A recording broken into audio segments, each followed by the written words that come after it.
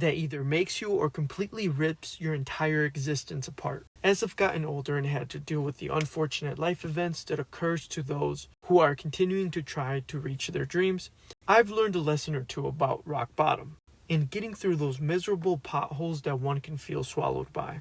Through all those trials and tribulations I faced and will inevitably face again, due to one of the thousands of life variables crumbling on me, I've learned to get through those times. I look back at the times that I faced, from the time I was sick to the point of getting hospitalized 4 times in a year while rocking 12 18-hour workdays, to the relationships that crumbled, to financial stress, and many others. I've learned to cope with those difficult times. A huge issue of mine when facing those difficult times was thinking that they would last forever. Whether it was anxiety or some form of depression, I always thought those times would be forever. Yet what helped me was thinking about all the other times I felt like I was in that hellhole again, and remembering the best moments I had once I got out of that mindset. In a way, I would rewire my brain with the belief system that I've been through difficult times before, and afterwards experience great times, letting me know that I've gone through the hellhole multiple times and have been out of it multiple times. It was a way of giving myself evidence that those thoughts that once said, "this will last forever," were just lies. They weren't real. Reframing those bad times as notches on my belt truly helped, because when the next time comes around, I can remember that it won't last forever. They're never everlasting. As a current developing entrepreneur, and if you are too, I'm sure you face the same similar issues. You start X, Y, and Z venture, and it completely goes to the trash. The cold calls aren't working. Facebook keeps freezing or taking down your ads. You get scammed by those who you thought were your mentors. You think you're not enough. The list goes on and on. I don't think about those ventures as failures.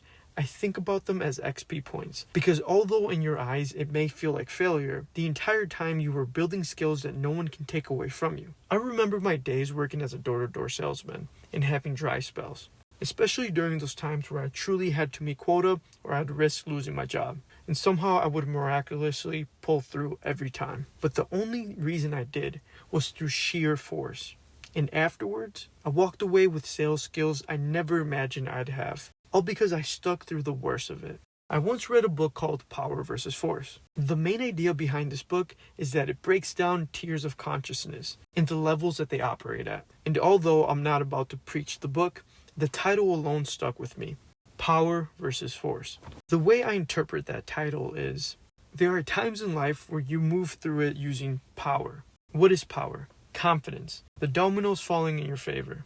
You feel like $1,000,000. You're loved, admired. Work is smooth sailing. The deals are flowing. You're walking with a high vibration. That is when you're operating on power. Then there's force. The opposite. Nothing is flowing.